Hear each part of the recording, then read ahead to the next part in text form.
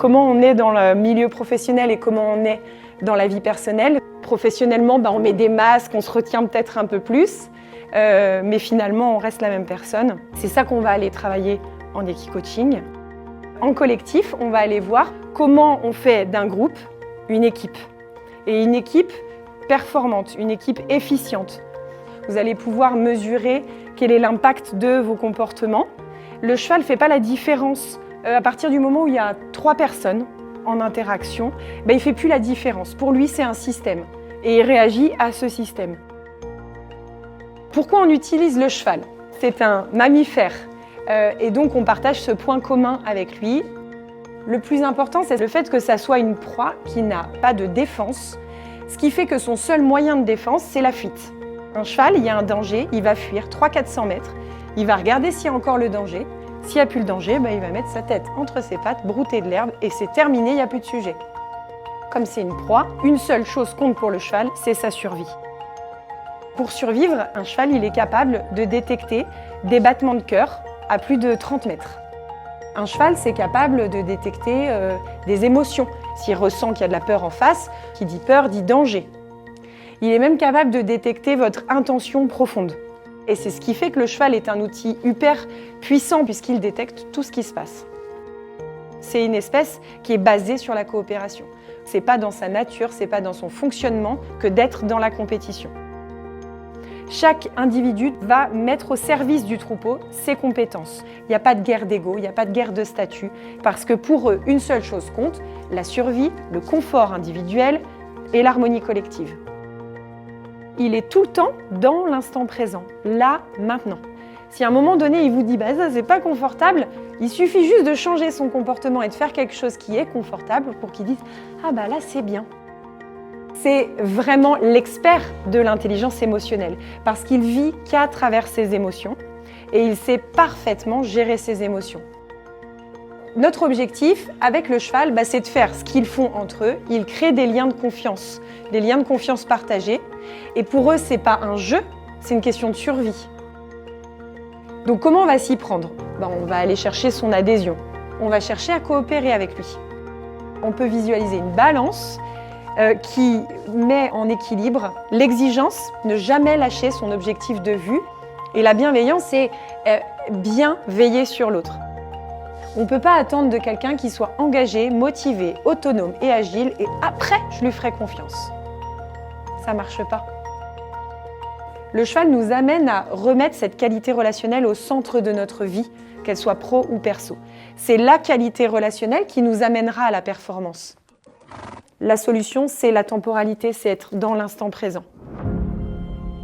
C'est une expérience, c'est pas un exercice. Il n'y a rien à réussir, juste à vivre avec le cheval, à construire avec le cheval. Et ça, c'est vraiment important parce qu'on le perd tout le temps de vue, parce qu'on est des humains, et la performance, et l'opérationnel, etc. Non, la performance opérationnelle arrivera avec la qualité relationnelle. Et commençons par la qualité relationnelle. Et comme tout est une question de curseur avec le cheval, la confiance, c'est pas 0 ou 10 sur 10. Ça peut être 8 sur 10, ça peut être 2 sur 10. Et on va aller tirer les ficelles de qu'est-ce que dit ce moment de vous, de votre groupe, etc. Tu viens? Donc on va prendre Estival. Marine la connaît. On va prendre Est.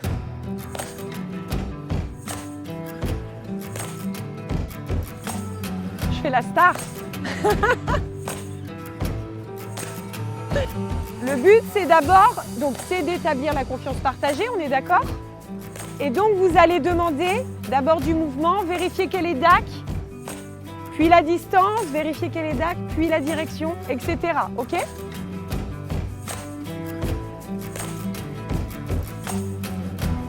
Elle voit qu'il y a plein d'intentions un peu différentes, un groupe un peu éparpillé. Vous, pour communiquer ensemble, vous avez certainement besoin d'être peut-être un peu plus proches.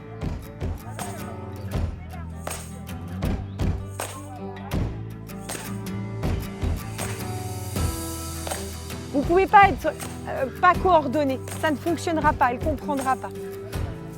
Vous pouvez avoir beaucoup plus de puissance à plusieurs. Et là, elle vous confronte clairement là-dessus. Qu'est-ce qui se passe là? Comment on peut changer de sens si on n'avance pas?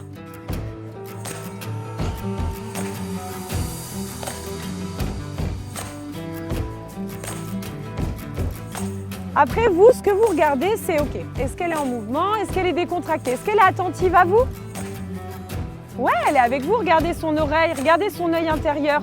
Elle est même très questionnante. Et regardez comme c'est clair pour elle. Elle se gratte, elle repart en mouvement sans que vous lui demandiez vraiment. Ça, c'est un signe d'adhésion. OK? On ne va pas l'empêcher de se gratter. OK, alors elle nous pose une question sur le mouvement. Regardez le peu d'intention qu'il nous faut pour remettre du mouvement. On reste avec elle. Et là, on va aller tous se déplacer. Voilà, on va un peu anticiper. On va aller lui couper le chemin par là. OK? Donc, on se déplace tous ensemble. Allez. Et on l'imagine changer de direction. Regardez ça. OK? OK. Et on se replace. Et on maintient dans notre tête cette direction. OK? Avec l'intention. Allez, allez, tout le monde avec moi là, je suis toute seule. Allez, hop. OK. Voilà, et on reste avec elle. Envoyez toute votre énergie pour la reculer, sans s'en approcher, pas forcément. Poussez-la avec votre pensée. On est suffisamment nombreux pour la remettre à sa place là.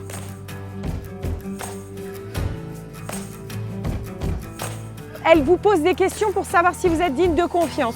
OK, vous êtes en train de créer un truc là. Quand on est focalisé sur l'opérationnel, sur obtenir un résultat en oubliant la relation, on croit qu'on gagne du temps, mais en fait on en perd parce qu'on consomme une énergie colossale à faire obéir, à obtenir notre résultat. Alors que si on prend le temps juste de poser la relation, mais vous en faites ce que vous voulez. Hein. Alors, une formidable expérience avec Julie pour Tagada Coaching. C'était une première pour moi. C'était une belle expérience. Moi, j'ai beaucoup aimé aussi tout ce qu'elle nous a expliqué, comment ils vivent, parce que ça fait prendre beaucoup de recul. Et ça montre qu'en tout cas en entreprise et sur du management, si on n'est pas du tout coordonné ensemble et qu'on ne communique pas, c'est très compliqué. Une très belle expérience avec Tagada Coaching qui a permis avec un cheval de caractère de révéler tout le potentiel du groupe, mais aussi ses imperfections. Donc c'était un très beau révélateur.